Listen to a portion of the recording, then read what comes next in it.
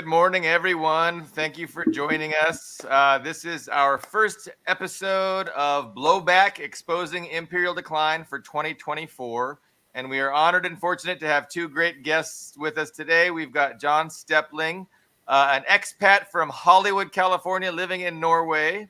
And we've got Ian Kummer. He is a former military communications Public officer. affairs specialist, not an officer, no. Okay. No. I was overselling in you. Moscow, yes, you were overselling me. Currently residing in a Moscow suburb. And Ben Toth, my co-host, is from Page. You got it last time. Page in Hungary. Thank you guys for joining us. I want to discuss, we start off with the topic of our the title of our episode is "The Putin Animal Will Eat You," and that is a direct quote from a recent Zelensky interview that he gave to, was it the Financial Times? Now The Economist, but it's the same. London Financial News. Yeah, the Economist did this once before when we all remarked on, if you can't give us money, give me credit, and we'll pay you back after. That was the same outlet, the same interviewer, and they did it again. Okay. So we'll start off with a 3-minute clip of that, and then we will have a short discussion. So this is a good 3-minute clip. So apparently it gets worse as it goes. So let's check this out. Not edited by me, I think edited by The Economist. Enjoy. We should have sound. We have one strategic goal to deoccupy our territories, to be on the borders of our country. Our goals didn't change.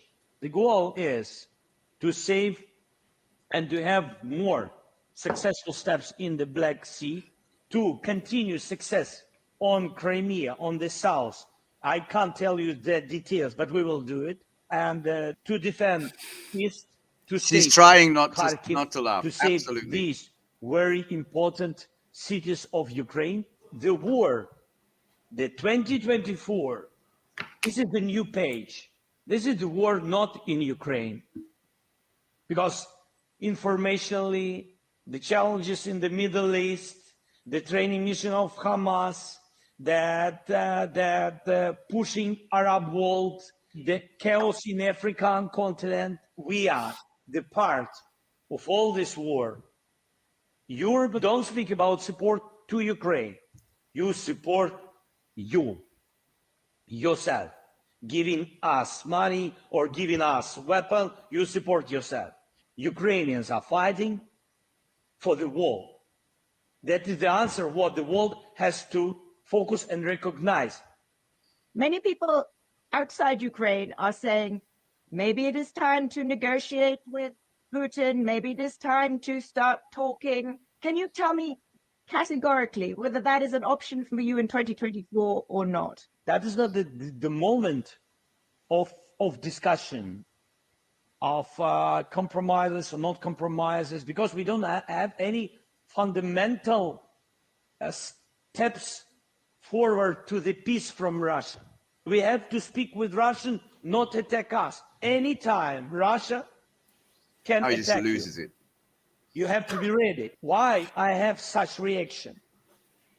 Because all their steps mean another thing. When they have discussion on conference of Putin, he said, no, we didn't get all the results. We will go forward. What does it mean? That we have to sit and say, sorry, please stop or something like this? It's not our position, this weakness, and he feel it like animal, because he is animal, and like feeling of the blood. And that's why he will feel his strongness, and he will eat you. He will eat you. Totally. With all your EU, Your NATO. freedom, democracy, forget about it. Forget about it. That's why I don't see any signals about peace. I see only steps of terroristic country. That was the short, compressed version. I just realized who Zelensky reminds me of while that was playing. I just sent you in the chat. It's a picture. Has anyone else here seen the American cartoon Rocky and Bullwinkle? Yeah. Yeah. Boris Adanoff. Yeah. Yes. There's I couldn't send the picture itself, just the link to it. I can share it back, but yeah, I don't know the cartoon, unfortunately. Yes. You guys? Yes, that is Zelensky and Hanna-Barbera. That was God Almighty, 70s. He reminded me of Ike Turner in his advanced cocaine, meltdowns. Ike would sit there mumbling, "Cocaine is a hell of a drug," and he would repeat that 12 or 14 times. He just looks addled. I mean, he needs needs hospitalization would be my advice, because it's just becoming. I think people who still sponsor him in the West, they are thinking, you got to shut up. Just stick to written, really press releases. We can't put this guy in front of the camera anymore. And by the way, I don't feel for his opportunism because he's an actor and he went with the Banderist crowd, but I see that he sees that he's been betrayed. And I can kind of understand that. Yeah. And it's upsetting to him. Like, this is not what he was promised. And he was betrayed. Get Sean Penn on the phone. Sean promised me. Yeah. Rick James and Ike Turner. Those are the two guys that had serious, that same affect that Zelensky has gotten to now.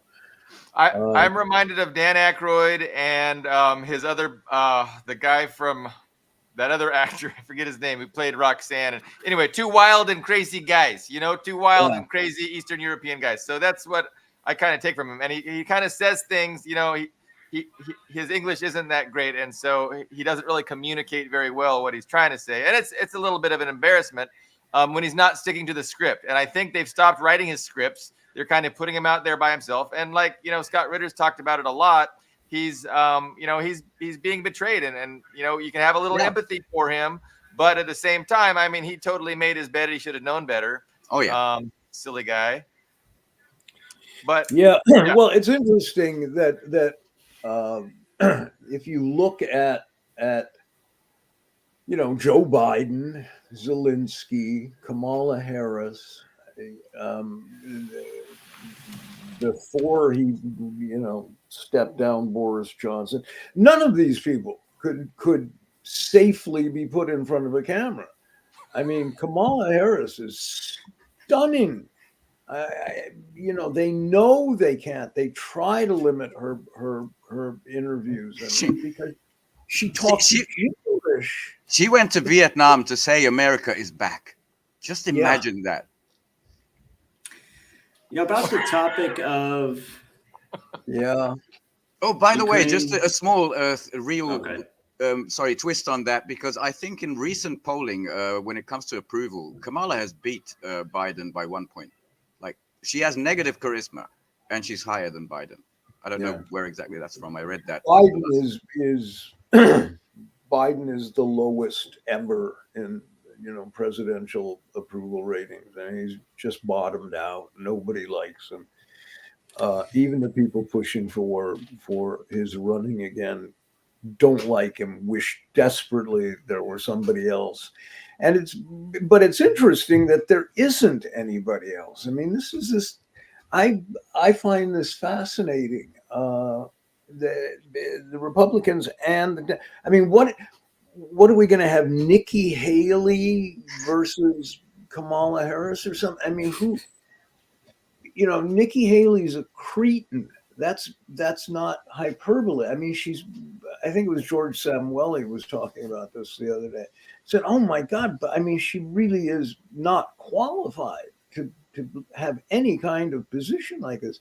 She got up the other day and she thought this was going to be a campaign, home run, and essentially said that Palestinians should be ethnically cleansed, that they just need to be gotten rid of, gotten out of Gaza and removed.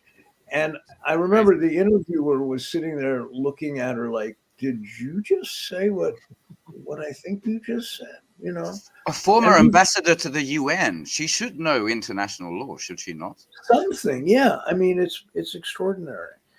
But yeah, you know, I think it's interesting the timelines for, you know, the proxy war in Ukraine and the timelines for this genocide in Palestine, and they're both, you know, they're both catastrophic on multiple levels, and it's leading into the U.S. election. And you know, nobody knows what this election is going to look like, because it's unprecedented. You know, this is just unprecedented. We've never had an incumbent in the U.S. like Joe Biden, right? Who's senile, 112 years old, infirm, Zombie. and utterly corrupt, whose son is a crackhead thief, you know, coke head, crack head, and this is going to be the guy. Right? I mean, it's just weird. I'm at a loss for words. I really am. So I don't know what's going to play out. I think we talked about this last time I was on here, and I said Michelle Obama, 11th hour, Michelle Obama is going to come on. But who knows? Blinken, that was the other guess, was Tony Blinken's going to take his Stratocaster and make an 11th hour appearance. I don't know. I've got some thoughts. What do you think, Ian? Well, real quick on this, how Ukraine pertains to the election, and it's interesting because Bill, you mentioned this complaint of the West or the USA or NATO betraying Ukraine, and that's actually been kind of trending on social media today. I saw it on Quora and Twitter, and that prompted me to look up what everybody was saying before the special military operation started. And I want to real quick pull up a quote for you. This is something I wrote. It wasn't just me saying this. This was, you know, everybody was saying this back in 2021. So in December 2021, I said, Ukraine is teetering on the verge of becoming a failed state, making talks of it joining NATO in this year as fruitless as they were the previous year and the previous year and all the years before that. Ukraine's odds of joining the EU are even lower. And it would be a one-way relationship because Ukraine would qualify for massive amounts of EU aid and wouldn't have much offer in return. The borders would also be open. Millions of Ukrainians could come and live anywhere they wanted in the EU. Would Germans appreciate millions of Ukrainians flooding into their country, looking for jobs and social benefits? All that leaves Ukraine as little more than a chess piece to provoke the Russians. So now the West seems to enjoy deliberately creating failed states in and around Russia's sphere of influence. And then Polly, Happy New Year. Happy New Year. Then the following month in January, right before the SMO started, I said, if Biden wants to this is before they did anything, before Russia, you know, and I said this and everybody's saying this, if Biden wants to deter Russia from invading Ukraine, the most sensible place to deploy troops is in Ukraine. It would be a meaningful gesture with real consequences because Russia could not occupy Ukraine without firing on Americans. But Biden didn't do that because he doesn't actually want war with Russia. The American plan appears to be to leave Ukraine a broken quagmire for Russia to clean up. That was out there. Okay. Everybody was saying that before anything happened. Yeah. Yes. So a broken it's true. Quagmire that's going to be Russia's problem and a drag on their economy and not the EU economy. So saying it was betrayed, everybody was telling Ukraine before anything happened, and they didn't want to listen. And now, 2 years later, they're starting to wake up to it, maybe. But I don't think so. Yeah. It's the thing is, I remember when this whole thing jumped off, the first couple of months of the propaganda apparatus of the U.S. was cranking out stuff. This was the, visits from celebrities and whatnot. And I remember I posted a number of things on social media, and I was just attacked. Like, I had to block tons of people that were former students and from the Polish Film School, and these are people I liked, but they had they drank the Kool-Aid. They were energized to look at somehow and I kept that this was a unnecessary war to fight off Russian aggression. I kept saying, okay, it's not really Russian aggression. And do you know anything about the people in charge in Kiev? I mean, do you have any like historical grasp of Bandera and the nationalists, the Nazis, the Azov battalion, all of these people? I mean, let's just have a discussion about that. But you couldn't do it. You couldn't have those discussions. Unprovoked aggression. There is no further history. That was the mantra last February. Yeah. Right. Well, and so, but you're seeing the same thing with Gaza. The world was created anew October 7th, as if there were not, 70 years preceding that. There's a great interview with Norman Finkelstein, very interesting interview, conducted by Russell Brand.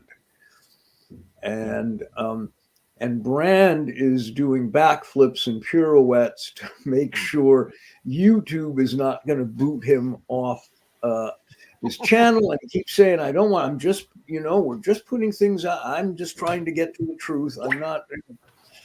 And Finkelstein goes along with it and says, okay, but, and he lays out a short history, a short timeline of the siege of Gaza that for the last 12 years. And it's just that first half hour is absolutely worth watching, because Finkelstein says, look, this Israel can shut off their water.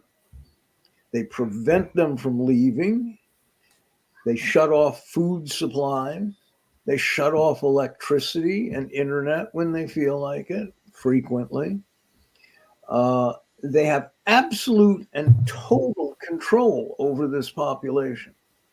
And what do you expect is going to happen, and the second thing, and this is a personal, what's the word, pet peeve of mine or something, because the Israeli trolls that you run into on social media, the influencers, all of these people are constantly going, but this shocking, horrific acts, these atrocities, these unimaginable, sadistic attacks on October 7th from Hamas. And you say, yeah, okay. Is there any independent verification of this besides you guys saying they're unimaginable and unspeakable? Because Hamas gave a very dignified and emphatic statement saying, that's not true. That didn't happen. Provide the evidence. If you're going to say this shit, provide the evidence. And of course they can't. Most people would say at this point they would say you're anti-Semitic for questioning them. Yeah, well, that is how that goes. It's horrific. By the way, all the articles, even to this day, they have to begin with this sort of prequel of the worst attack ever since World War II on the Jewish people. That's what 10/7 is. Yeah, they got to bring up the Holocaust. You don't care about 10/8, 10/9, 10/10, 10/11. It's all 10/7. The or 10/6 or 10/5 or 10/4.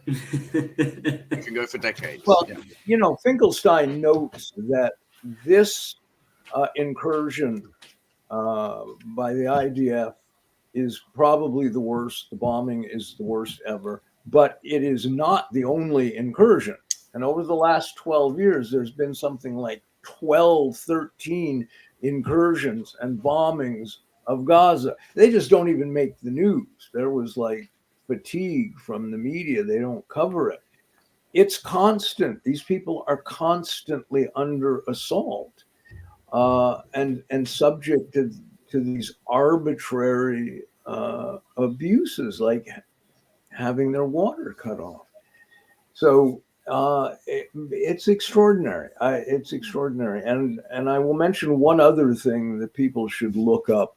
I mean, last time we talked about a little bit about David Sheen's lecture, Kahanistan, about the Meyer Kahana parties, the settler parties that have so much influence now. I think it was here that was talked about. Anyway, if you don't know that lecture, by all means, look it up.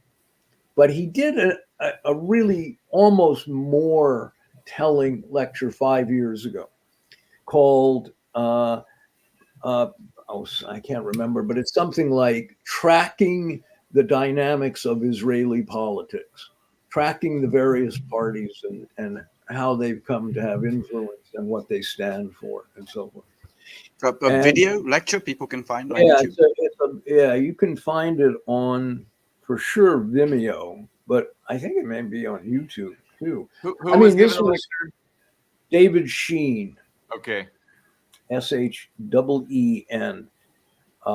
And you know, this is the Israeli politicians in their own words, you know, and the settlers are insane. They're fanatics. They're the Zionist Daesh. So, you know. Anyway, yeah. I did not. I appreciate Russell Brand. I did not see the episode that he had Norman Finkelstein. So yeah, that's. I'm gonna definitely check that out. And then David Sheen's 5 years ago, the trajectory of Israeli politics kind of thing. But Zionism, you know, to say that, you know, the settlers are the ISIS of Zionism. I mean, that's absolutely true. And Zionism already is just such an odious, racist, disgusting ideology. And then to have the worst of those people in charge is literally what we've got going on right now in Israel. Yeah, there's I'm going to look up something. This is the Palestine Advocacy Project. It's just a single page of Israeli leaders in their own words. Yeah, you just have to collect them. I think I've seen this. Yeah, and just read them and get back to me. Yeah, you know. we're fighting so human. The Palestine Advocacy Project. Yeah. So Google that. What was okay? So the Gray Zone.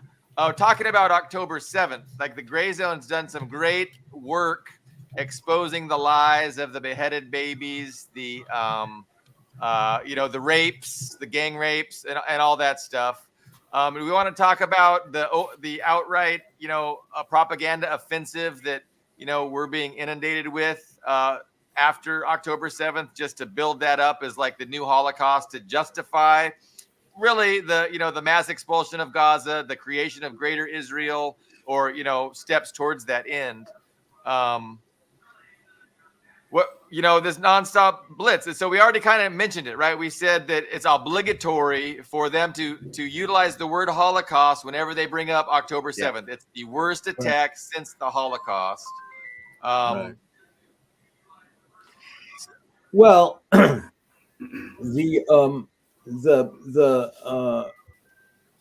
number of people, a number of commentators, Miko Peled, who has, Miko's interesting because a dozen years ago, he wrote his book, The General's Son. And he comes from Israeli aristocracy. I think we talked about this. His father was a famous general in the IDF. And as a little boy, he, all the most famous Israeli soldiers were at the breakfast table chatting with his dad, and his sister went to school with Netanyahu. He's very intimate with the whole thing. So 12 years ago, he would give these lectures that were beautiful and very dignified, and he would talk about the evolution of his consciousness with regard to Palestine. He talk about how ashamed his mother felt when she would pass women in the street who were Palestinian, who she knew as a little girl, and their houses had now been stolen. But he was nothing if not even tempered. And he just now, he's at the end of his rope. You can see it. I mean, he's aged, number one, but he's so frustrated. He's had a number of debates, and he's great. I mean, he's great, but he is not the same guy as 12 years ago. He's much angrier now and frustrated. And he used to be the two-state solution guy 12, 15 years ago. And now his position is end Zionism. Absolutely. Yeah. End it. No one has progressed through that ladder faster, I think, than Scott Ritter, who was from a full, Israel Zionist fanboy to no, the two-state solution has been betrayed for too many years. And I think he's right. By the way, when you mention a bit of that, frustration, I totally understand it. And you can see it also on Norman Finkelstein. He's been in this fight for most of his life. And it's just, it's just no one has listened so far. But I do see some hope. I don't know if you've seen some videos from Istanbul, Turkey. The people are out in enormous numbers.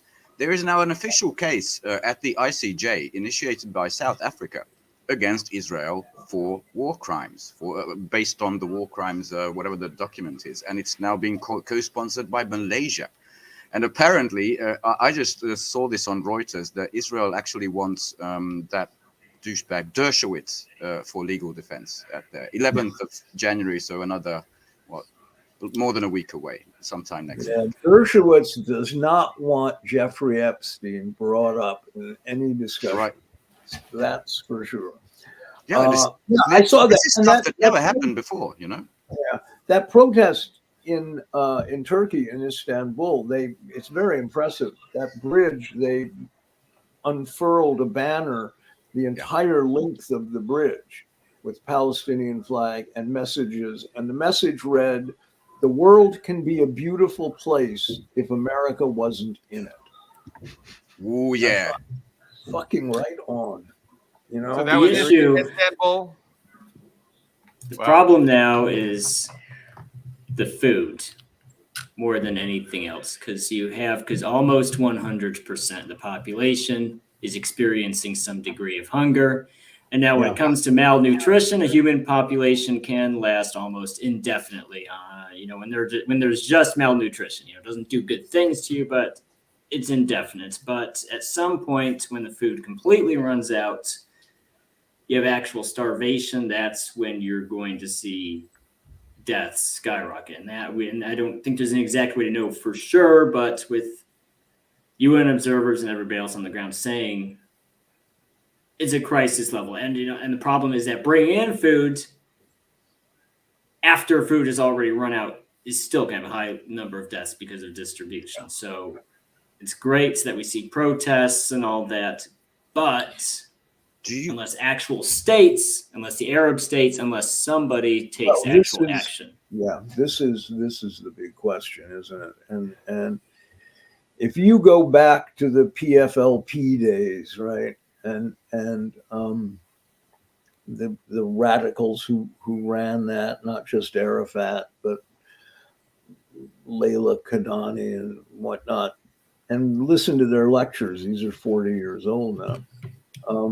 But they point out that, and Norman Finkelstein points this out all the time, that Israel had a policy of letting in just enough food to keep Palestinians in Gaza alive, just enough. And sometimes just enough and a little more. They actually calculated the caloric intake that would keep Palestinians alive. For years, for decades. Yeah.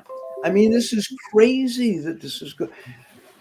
I don't know what to say to people. Just that fact alone should make people should horrify people. Do you want to hear something that will definitely anger you? And I don't remember, I read a lot of this, where exactly it was. It was like, you read the article and at the end of it, there's a little very important bit.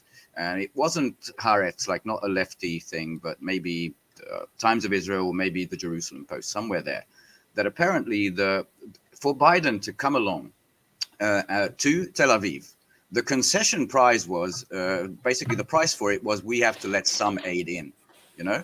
So Netanyahu allowed some aid in, basically to get the bobblehead to come over here and show his support. That was the price on it, you know? A lot less than previously went in there, and then it all stopped again. And now, of course, the UN is reporting, as Ian said, that half of the people in Gaza are starving. And by the way, the worst year for children in the West Bank, not in Gaza, that's been leveled. I mean, it's absolutely horrific. And a lot of these things are coming out. But that little bit about, you know, Biden, I'll let some aid in if you just come over here and shake my hand. And you can just do that. Well, calculating the caloric intake of entire populations is literally, it's not an exaggeration, it is literally what Nazi Germany did. Yeah, Literally. it's exactly literally what the Nazis do. It's thinking like a Nazi. And I don't know what to say. If somebody wants to debate that, I'm happy to do so, because I don't know what defense anybody can mount for what Israel is doing, what Zionism is doing, and what Palestinians have endured over the last 15 years is unimaginable. It's just, you know, the world didn't start on October 7th, you know, and it'll be interesting what happens with the South African case. They invoked the genocide, whatever it is, legal mechanism to start proceedings. You know, at the end of the day, Israel will just say fuck off. Likely, yeah. Because what are you going to do? You know, Netanyahu's position, what are you going to do? You know, we got the United States over here, you know, so fuck off. That's their position. But I am not the only one. Pretty much, you know, everybody who has been a spokesman for the Palestinians has said Israel can't survive doing this, and Zionism can't survive. You simply cannot, in 2024 now, you can't have a colonial project, an apartheid state. You can't do it, and it's not sustainable, and I don't think it is. I think you know, but this brings up the Arab states again, because Hussein of Jordan, Sisi in Egypt, both have directly helped Israel by shooting down drones that were coming into that city, on Port City Eilat, and so, you know, this is a big topic. The Arab ruling class, as Leila Kadani said, they are always going to side with their patrons in the West. They are always going to do. That's how they stay in power. You know, nobody wants them in power unless they have protection, and they do. So there you go. But there are long-term, I think, implications for this. I think, I mean, this comes from VK, from Russian social media, but it kind of made viral on X, Twitter, other places, that Putin intervened against 50 NATO nations to save the people of the Donbass, and 1.3 or 4 billion Arabs didn't lift a finger to save the Palestinians, except for, you know, Ansar Allah, PIJ, Hezbollah, and Hamas. So these little resistance forces, but that really is shameful. Hopefully they should feel shamed. I mean, all you would have to do if you're Sisi is just lock down the Suez. Immediate economic blockade, meaning worldwide economic, you know, reverberations. And nope, didn't do it. Yeah, yeah. And now Israel's vulnerable. You know, they're very vulnerable. Yeah. Look at the damage that Ansarullah, the Yemeni pirates, as it were. Look at the damage they've done in the last few weeks. Billions of dollars. It's cost Israel billions of dollars. Insurance rates go up on shipping. They have to take that other route. A number of big shipping companies have stopped shipping. They just, we're not going to do it until it's safe. It's not safe. And the U.S. intervened. This is an interesting, however you want to look at it, but an interesting sidebar is that the Yemeni resistance didn't kill a single person in all these capturing of ships. They had a party on one ship, which I really like. The Galaxy Leader, yeah, that's amazing. It's like a distraction now. Yeah, it's just great.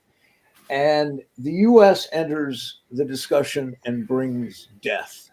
Not diplomacy, death. Death, yeah, because that's what they do. No diplomacy. They immediately, suddenly, there are fatalities because the U.S. is there. Well, NATO is just as complicit as Israel itself, because Israel is not the USA. Israel is not Russia. It's not even South Korea. It's Israel. They don't have the stockpiles or industry to maintain this war. Its only reason it is happening is because Europe, the United Kingdom, USA all give them an unlimited whatever they want. Like 200 tons and weapons. Yes. Yeah. Whatever it is. It wouldn't even be a choice. They just could not prosecute the war in the absence of foreign support. So those countries are all just as complicit as Israel itself.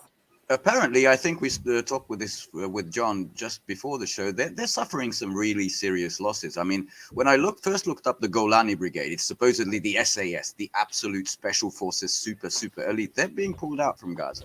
Another couple of these brigades are being pulled out from Gaza. Get back. It looks really heavy. Not much makes it out by way of leaks, but I've also seen a few of those. I mean, big manpower and hardware losses. I mean, those Merkava tanks, the undefeatables. Well, a lot of them are burning. A lot of them are burning. Well, it's interesting if you look at Ukraine and you look at Israel. The U.S. offloaded a lot of junk to Ukraine, right?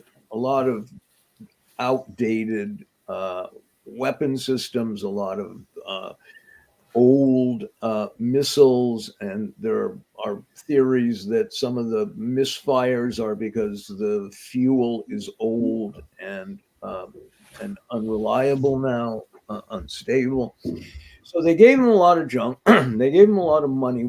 I don't know what that goes into Zelensky's suitcase. I don't know, but they're being very careful not to do anything that's going to actually piss off Russia. They don't want a war with Russia, and Putin has been, very, very smart about it all. And then you have Israel, who doesn't have a tax base that could sustain their country for more than a week if the U.S. stopped sending aid.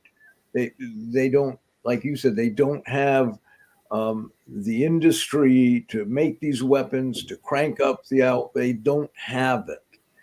And they are entirely a sort of fake country, protectorate of the U.S., and that's what they are. All these kind of accoutrements and bells and whistles, the only democracy in the Middle East, and all of this stuff, and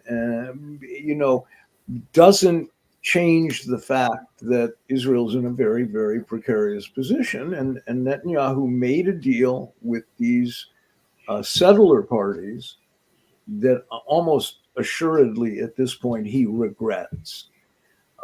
Because Ben-Gvir is constantly threatening to pull out, break up the coalition if Netanyahu were to call a ceasefire or stop or let aid in. His government would fall apart. So he can't do it because his government falls apart. He leaves power. He probably goes to jail. There's cases there waiting. So he's doing everything he can to stay in power, Um, but he can't really give Ben-Gvir what he wants, which is greater Israel. I mean, Gvir has said stuff like, we want to expand and take over the southern half of Lebanon. We wanted to, we want to include Syria in the greater. I mean, these crazy ideas that are not going to happen. And the only person who doesn't seem to know they are crazy is Ben-Gvir and his party, Smollett and all those guys.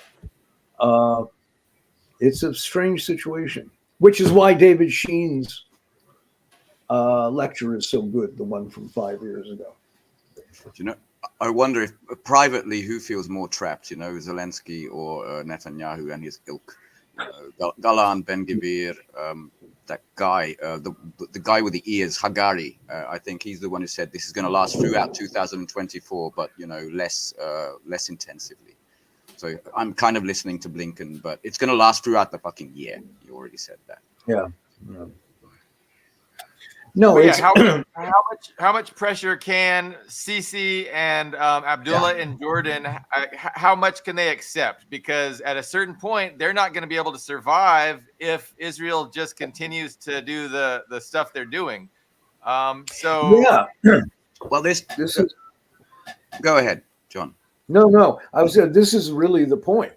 Yeah, exactly. Well, I don't know if you've heard the latest from the Israeli press. It was already leaked, well, kind of leaked, but admitted, because they speak openly, that we got old shit. The British guy with the ears, Iraq-Iran war, that guy.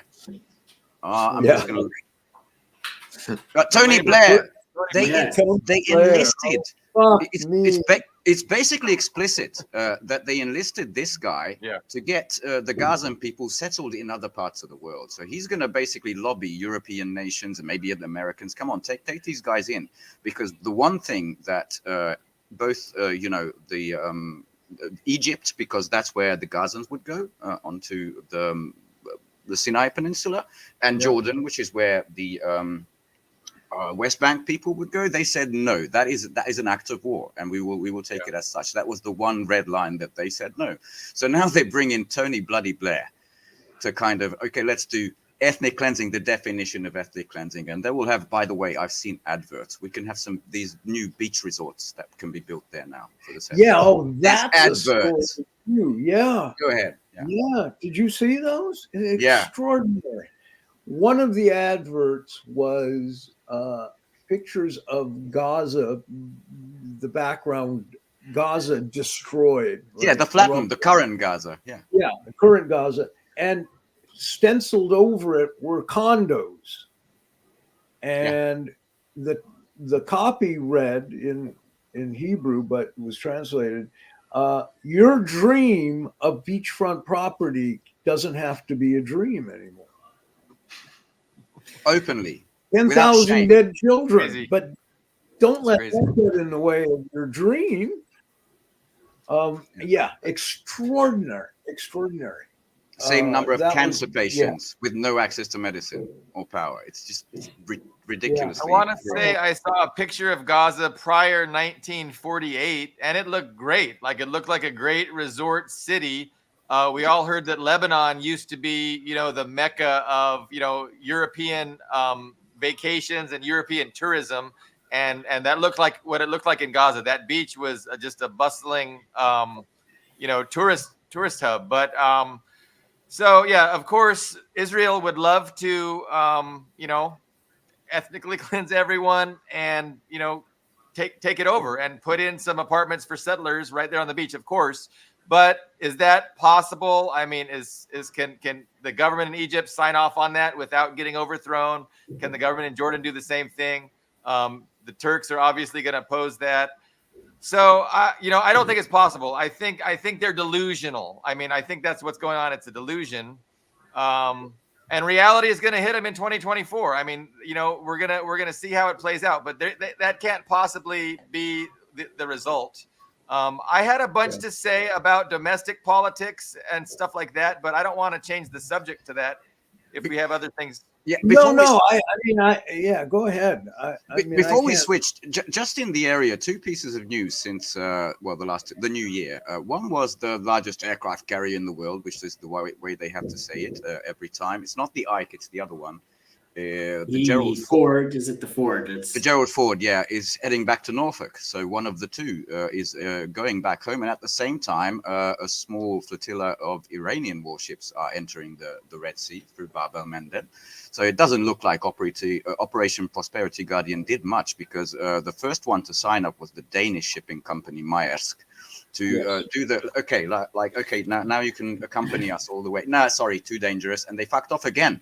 They paused all operations again, saying, "Nah, this doesn't really work for us." So that, just because Johnny Houthi was brave in, Sandal's little boats, a couple of homemade rockets, they wrecked that shipping lane to hell. And now the US, at least half of it is exiting, and Iran is saying, "Well, we're just going to park ourselves right here." That situation seems to be changing, and it looks like all of it was, to me, it looks like with sans diplomacy, what you do is big threats. But then you can't follow through, except, people like John Bolton, who still write op-eds. We should directly, attack Iran. Lindsey Graham. Lindsey's the other guy. Those are the two. Yeah, Bolton and Graham are now the two. Said, blow Iran off the map. Yeah. It's 90 million people, Lindsey. Is your moral compass maybe broken? Who make the best defensive concrete in the world, meaning even your bunker busters won't work. And a lot of that drone production, that missile production is underground. They've been preparing for this since the revolution. They know who the US is, the only local state that knows who the US is.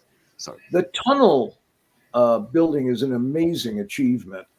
I mean, if you've actually seen any of the footage, they don't let much out. But Hamas does do some videos.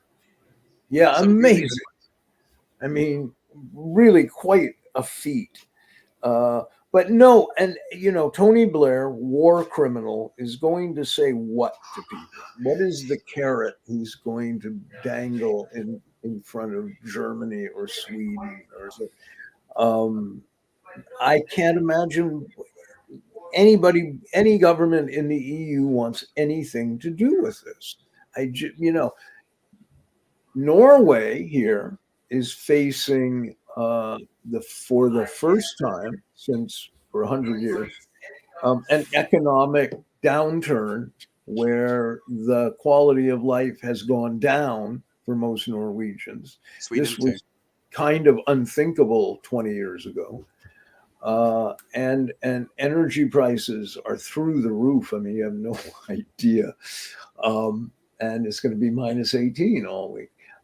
And food prices are higher than I've ever seen them here, and I've been here 15 years. But the administration, the last two governments in Norway, have been utterly corrupt, and this is another sort of scandal that doesn't draw any attention outside of Norway. But you have a very big, Erna Solberg's husband did all this insider trading during the pandemic, and she said, "Gosh, I didn't know he was doing that. I'm sorry." And pandemic is this very rich West Oslo Mandarin who heads the Labour Party, shockingly, just keeps throwing whatever the US says, he goes along with. And they're building two enormous military bases in the north of Norway, pristine countryside in the north of Norway. People, it's starting to dawn on people, maybe this isn't a good idea, destroying one of the last perfect pristine wildernesses in the world, probably, and they're going to fuck it up.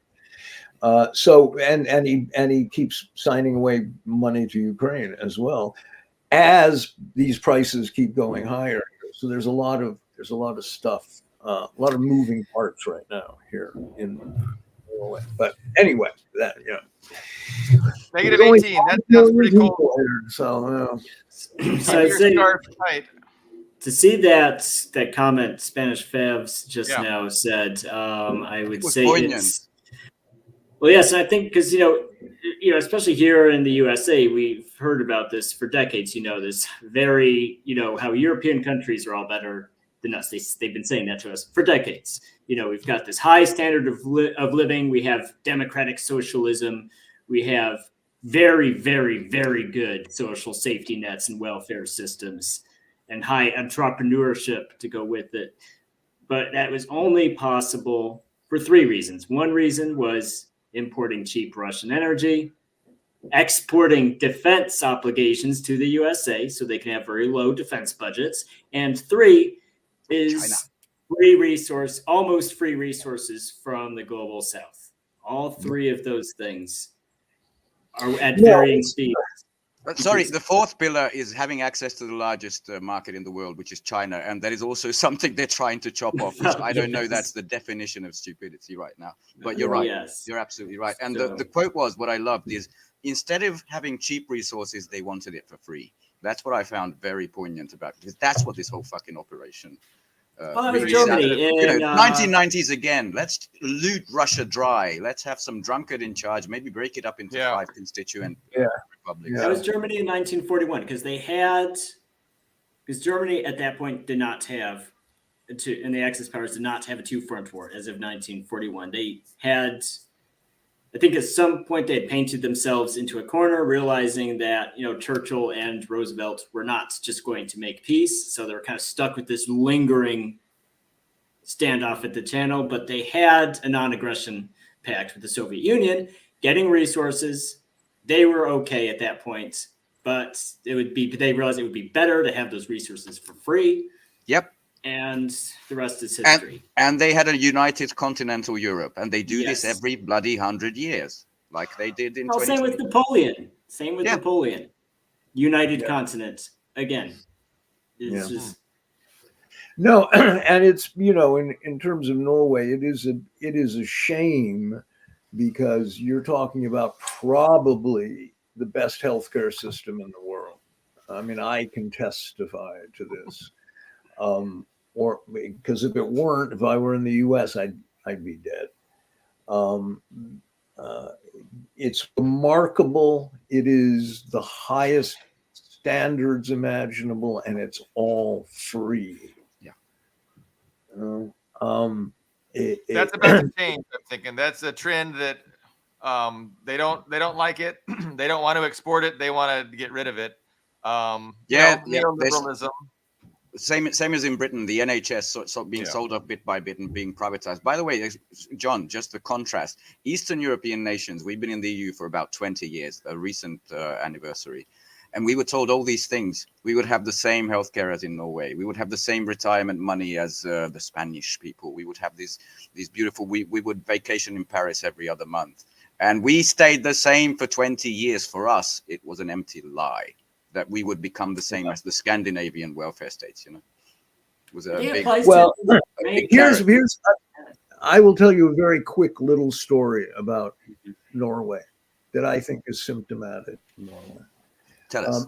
I had a medical problem, relatively serious, and it was okay. And I got treated, and the treatment went on for a few weeks, and I had a hospital stay down in Oslo, actually, and I did driving back and forth. I was living outside Oslo then, so I drove from Grua into Oslo and back a number of times, and then it got taken care of, all free, and I was given a clean bill of health, and that was that.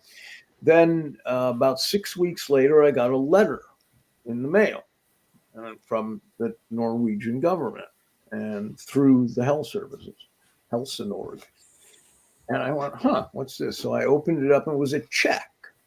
It was a check for about the equivalent of $300. And I thought, what did you get? What is this? So I asked my wife, I said, can you translate? What is this? She said, oh yeah, no, they're reimbursing you for your gas driving to and from the doctor. That's my anecdote. When I was a kid in the People's Republic of Hungary, in a big hospital unit, there was a cashier place. And I asked mom and dad, what the fuck is that for? We don't pay for medicine, for treatment. I said, that's to I hope you reimburse you didn't in say case that you... as a kid. Yeah. No, but it's from, from those times. I Yes. learned it as an adult from mum and dad. But yeah, it was to reimburse you. You had to travel there. And all of that in 1989 was gone. Not as instantly, not as painfully as in Russia, but bit by bit, slowly eroded, taken away.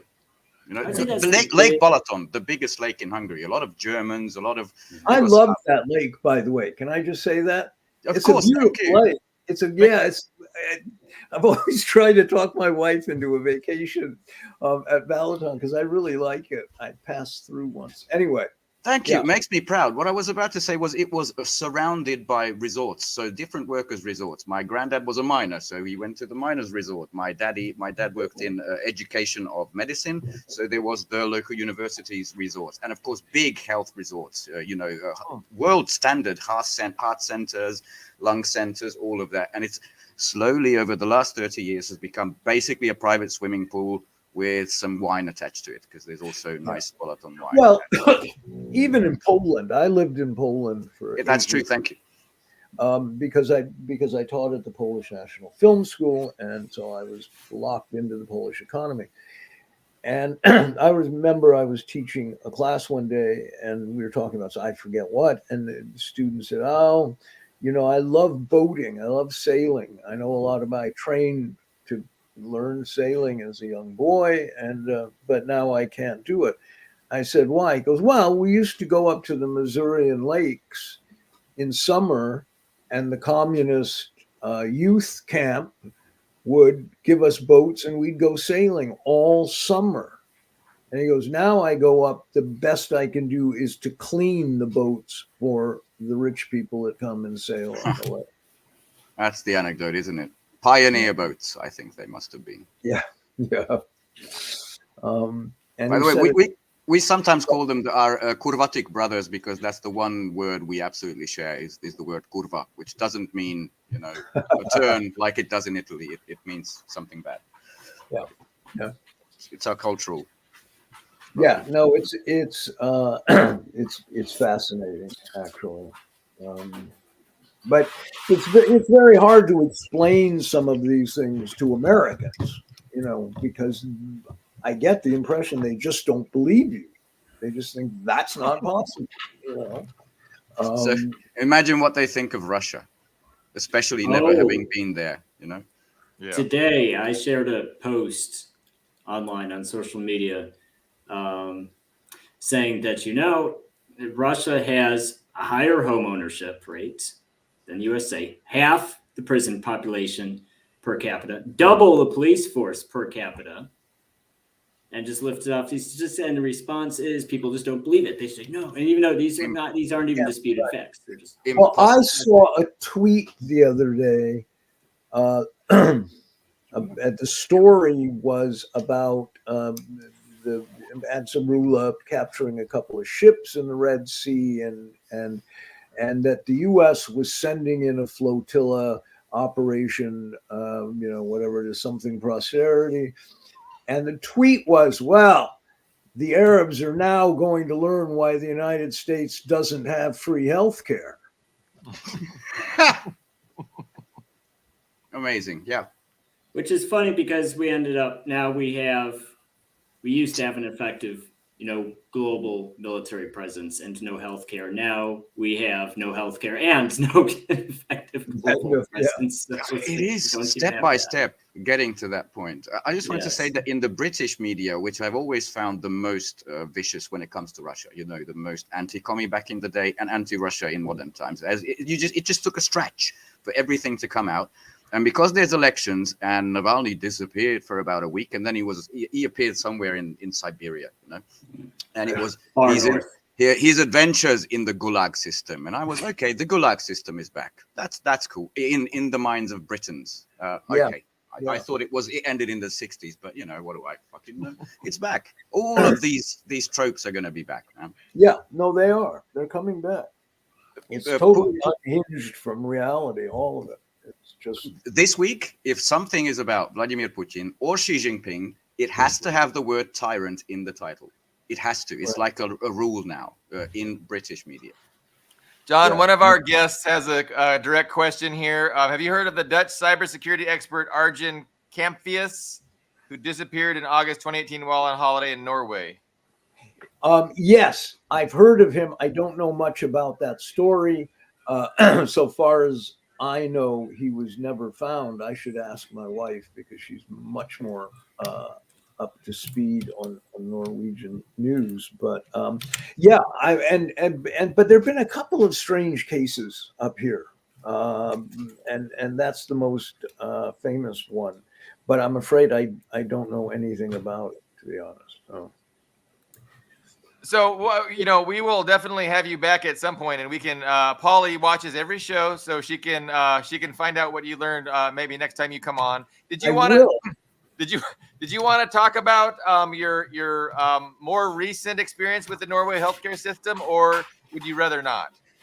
No, that's okay. But yeah, I mean, this is funny in a certain kind of way. I was at a chess tournament. I'm a decent club player, you know. And chess is very popular here because of Magnus. And it's funny because I had won the Friday night game and I was playing a guy who was rated much higher than me Saturday morning. And I just remember we were maybe move 15, and I just remember starting to reach for a piece and getting dizzy. And that's all I remember. And I woke up in an ambulance on the way to the hospital, and they had, shocked me back to life. The story was there was a chess playing doctor 2 chairs down who rushed over and did whatever you're supposed to do to somebody whose heart stopped. So I was dead for 2 minutes, and brought me back to life, sent me into Trondheim. There's a very famous teaching hospital, terrific hospital in Trondheim with a big heart department. And I was there for 3 weeks, and they put a device, like an ICD. It's slightly different. It's a defibrillator, an ICD, and something else. But the other part of the story is that across the street from the tournament was a hospital.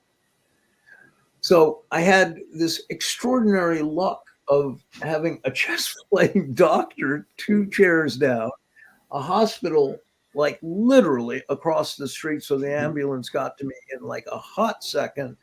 And they rushed me to Trondheim, and they did all of this stuff, ran 8 gajillion tests, put a device in. I have an app for my heart. And there's an app for that too. they fucked up my tattoo, actually. And it's all free, of course, and the follow-up stuff is extraordinary and very thorough. And the quality of care, I was there for, like I say, like 2.5 weeks, I guess, in the hospital. Great food, extraordinary doctors, teaching hospitals. So students were coming in all the time to talk to me about what happened, all of this stuff. And now I'm back home and apparently fine. But, so I was very lucky, even being in Norway. But if I had been in the US, I'd be dead. Yes, yeah, you'd be dead, and your relatives would get a huge bill of probably hundreds of thousands of dollars. Yeah. Someone shared with me a clip from this movie, Tom Hanks, a man named Otto or something like that, and someone falls down on the rails in America. And as usual, it's of course a movie, but everybody was like selfieing and taking videos. And what the fuck is wrong with this generation? And he goes to help someone out. And I'm just glad that you had someone who took the Hippocratic Oath, because immediately you have to help someone in need. And I just want to say I'm so positively surprised, because 30 years of capitalism haven't made Hungary heartless, because a couple of months back there was a similar event. I had Slug, the pug, tied to me, and an old lady collapsed in the middle of the road with sort of high traffic. I darted out, even with the pug attached, and I was the 4th or 5th to arrive. Everybody instantly stopped, dropped everything, and went there. It's like a reflex. It didn't die out. I was so proud, that we didn't become these zombified horrific creatures. Just my No, it's these things remind me I should temper criticism of Norway, because after all, they kept me alive, and my boys are very happy about that. So, but yeah, let's do this again. Yeah, we're thankful too. We appreciate you, your expertise and your analysis. Did we want to take on more topics, or did you need to go, John? Because I know we're over an hour already. I need to go. Okay. Those boys, in fact, need to get put to bed. We appreciate your time. We'll have you My back. pleasure. Yeah, please do. It's been great, like always. And I'm going to leave you now if I can figure out how to do that. Here, I'm going to pop you out. I'll pop you out right now. Okay, he popped himself up. All right, guys. Did we want to discuss anything else? I mean, we can talk about domestic politics. It's interesting. I mean, as far as, who the front runner is going to be from the Democratic side, it seems that the governor of California is going to be the guy. I mean, they just put him in a debate with DeSantis. Yeah, Newsom was in a debate recently with DeSantis. And there's no reason for that because Newsom hasn't even declared his candidacy. But I watched the debate, and I mean, he carried himself very well. Like, he's ready for prime time, like in a way that, Biden is not, Kamala is not.